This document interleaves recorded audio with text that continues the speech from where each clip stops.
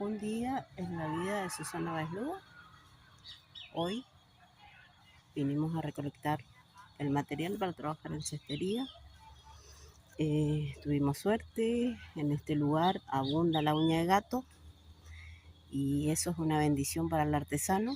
Es el disipó que va por el suelo y es el de mejor calidad, así le digo yo, porque es el que tiene todos los grosores, desde el más pequeño, más finito, hasta el más grueso. Así que hoy estamos bendecidas.